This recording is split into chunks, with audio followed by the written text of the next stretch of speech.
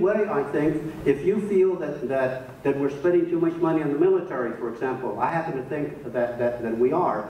The only way is to know what's happening and why you feel that way, and then communicate that to your congressperson. We have, there are people running for Congress right now here in Sacramento, and obviously for the Senate also, and we need to communicate with them and belong to organizations like United Latinos that have an interest in public interest. Let me tell you another thing. I teach at the University of California, Davis Law School. They ask, so I teach at the graduate level.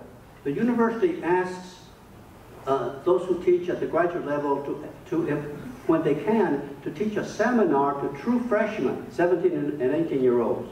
So I teach a civil rights class from time to time.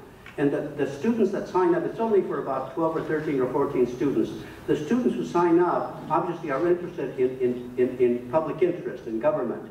But young people ages 18 to 25 have the lowest registration, the lowest percentage of voting of any group. So I will ask them, why is it, when I got to be 18, I couldn't vote. In those states you couldn't vote until you were 21. And I was really interested in government, so I started voting at 21. I voted in every single election, so far as I know.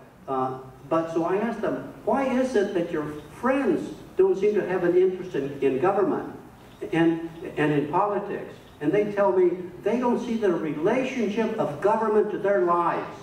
These are kids in a public school who are now having to pay hundreds of millions of dollars more, each one individually, many thousands of dollars more. I can't see how they could not know the impact of government on their lives when they're going to a public school, and yet that's what they say. So I've become convinced that we have to know what's going on and make our views knowledgeably to our legislators. And I think that's the only way we would influence Washington.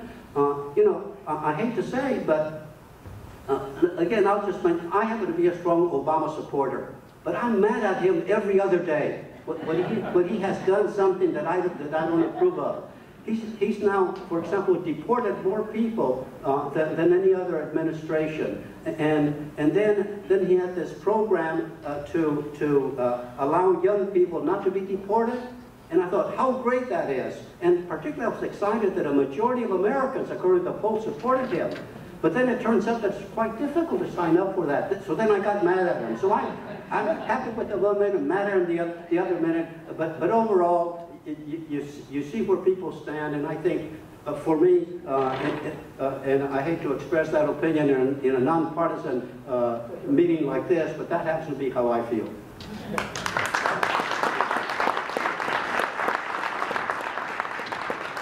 So to keep it nonpartisan, the days that he's not mad, I'll fill in and I'll be mad at Obama, so we're okay.